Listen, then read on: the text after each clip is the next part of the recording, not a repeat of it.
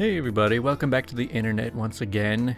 We got a lot of stories to go through, starting today with Make the Nazis Less Horrible for My Daughter. So I'm from Germany, and we have some NS museums in different places to remind us of the horror and inform visitors of what happened in the specific area of Germany that they're visiting. I was visiting one when I heard a child cry. Not a baby that didn't know better, but a toddler. Sounded genuinely upset. Enter entitled mom. I hear her loudly complain about a video and how this isn't child-friendly at all. Now, first of all, in these museums it's freaking quiet. Second of all, they're not supposed to be child-friendly. They show raw, horrible pictures that show a brutal truth, and most adults are left speechless. It can turn your stomach sometimes. An employee says, "I'm really sorry it upset her. The music suggests it's for ages 14 and up." Says, "How was she supposed to learn?" Now that kid was 3, max. You could maybe talk to them about it, but these museums are clearly not for kids. It even says so on the website. Now I'm already invested in this when mom goes on about how they should have censored that. I turn around to see what they talk about, and my heart sinks. It's a video of piles of dead, starved, naked bodies they found in concentration camps. It's a horrifying thing to look at. And this lady complained about some genitalia being shown? I'm pretty sure the kid was crying about the overall visual and not some dicks. The employee looked shook, as she has clearly never heard that complaint before. She confusedly offered to refund their tickets, and the lady angrily agreed. Some people. Yeah, let's just go into a Nazi museum and then claim that we're being offended by everything inside. I mean, what do you expect? Alright, moving on to entitled teacher saying, "You can't go to your mom's funeral until you pass all your exams next month." So my friend went to a boarding school like 1 year after year 11. They had made many friends. One of these friends was FF, or friend's friend. His mom was severely ill, and unfortunately, due to the illness, she died. FF's father was also severely ill. Due to the loss of his wife, who was married to him for over 40 years, FF's dad's emotional health deteriorated. As any normal son would do, he asked the principal if he could go home and come back in 1 month. With all the wisdom in the world, the principal responds, "What's more important, your lessons or your mom's funeral?" He was really taken back by this. The principal had the audacity to say, "I'll make you a deal. If you pass your exams next month, then you can go." Now I'd like to point out that FF was one of the boarding's top students. He never failed any exams, and furthermore, he saved on multiple occasions by getting those grades. So he says, "Listen, my mom died. Her funeral is tomorrow." The principal says, "Well, I don't care." He says, "I'll bring you the evidence, please. It is literally the last time I'll ever get to see my mom." He says, "Well, I don't care." "You didn't let me go when she was almost dying in the hospital. At least let me go now, please." He says, "No means no. Stop being so stubborn and go back to class." "Please, I'm imploring you. I'll never ask for any holidays after this one. Please, I'm begging you." The principal then proceeds to call security to take him back to class.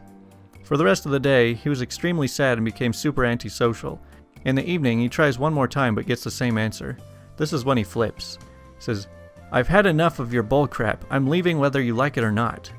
Principal says, "If you leave, I will make sure you don't come back here ever." "Fine by me, this place sucks anyway."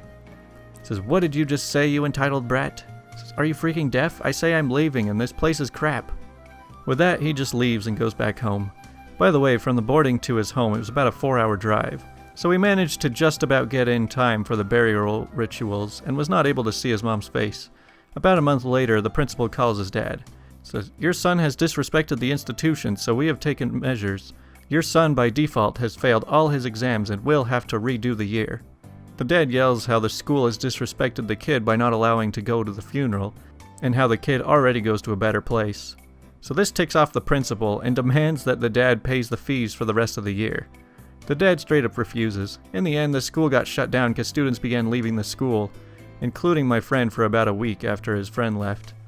Apparently during 1 month between the phone call and his mom's death, the students started a revolution and began leaving the boarding school to go to better schools. I don't know how the kid and his family is doing now, but I assume he was doing well. Well, I guess my first question is what country is this? Looks like the name of the poster's name is Amin Abdul Awal, so I'm gonna have to assume it's India or the Middle East or somewhere in that area, because yeah, that's pretty brutal. I mean, we think that we have some entitled people here in the US, but that's just too extreme.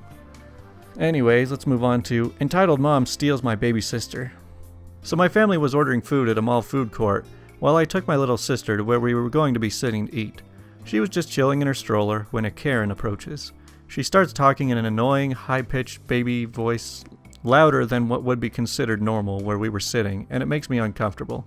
But I let her continue, because I think she will just leave after a few seconds, because this happens often. My sister's very cute and reserved, barely cries, so she attracts a lot of people. Karen then picks her up and starts getting very motherly. I guess you could say she's living out a fantasy, kissing her and squeezing their faces together. It was very weird, and I started getting anxious, but the rest of the family was still ordering and waiting for food. I was like 14 at the time. I finally grow balls and ask her to put the baby back, and she says, while kinda condescendingly laughing, that it's alright because she has had 5 kids. I make an obvious gesture looking for my mom while standing up to take the baby from her with my arms out. This whole time I had been trying to put on a big brother happy face for her, but when I stand up, she steps back with my sister in her arms still. She says some other bullcrap about being fully capable and starts to walk away. So I'm freaking out at this point because my parents, especially my mom, are super attached to my sister and would freak out if they came back with her missing. I begin to raise my voice and ask where she's going and to give her back. She mouths 1 second and keeps walking. I then say, "Hey, that's not your kid!" In comes superhero mom. My mom heard me apparently, and within seconds she started running after the lady and yelling at the top of her lungs in the middle of the food court. When we confront her, Karen obviously senses immediate danger and tries to play it off like nothing happened, and says I let her have my sister, but my mom ripped her a new one and threatens to call the police. She then gives the baby back and calls her gross and that my mom is probably a better mother.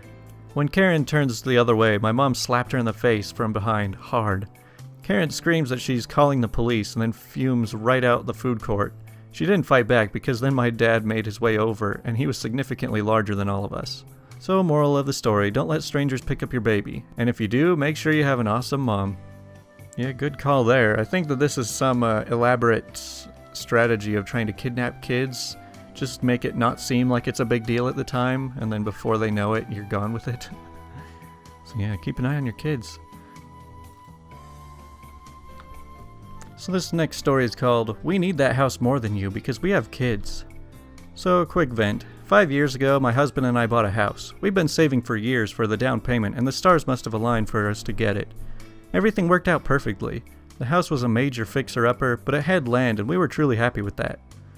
So it turns out my brother-in-law had been looking at the house when it was listed as well. They decided it was too much work to fix up and not worth it. They wanted some major upgrades too, whereas my husband and I were simple people. We don't need granite countertops or a soaking tub or hardwood throughout. So we met up with my family recently, and the brother-in-law was talking about how cramped their condo has become with 2 kids now. He decides that this was the time to tell us that we should trade houses. I crap you not.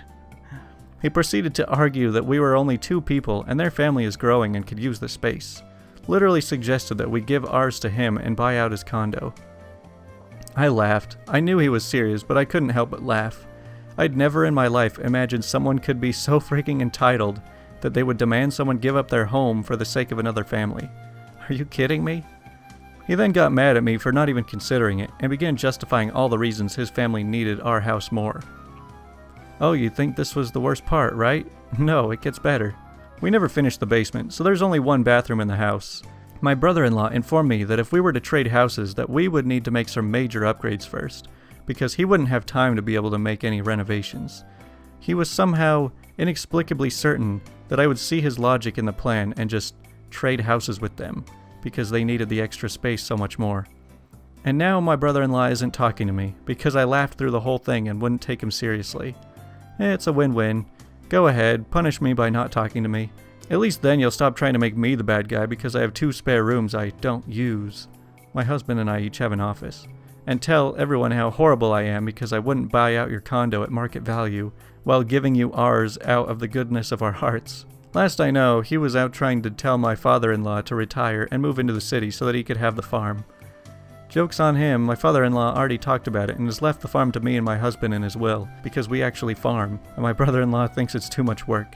I always thought that the internet exaggerated that people like this exist. I thought situations like this couldn't possibly be real.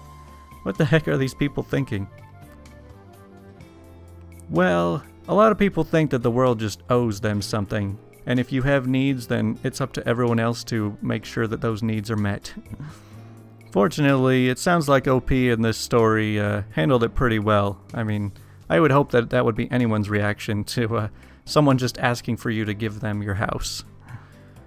And the final story for today, called Entitled Mom Tries to Light My Sister's Hair on Fire. So this happened about a year ago, so I might not remember every detail. Anyways, enjoy. So my family isn't that rich and don't get much opportunities to go to Disneyland. My sister, about 11 years old, had wanted to go there for a long time. She had gotten a Nintendo Switch last Christmas.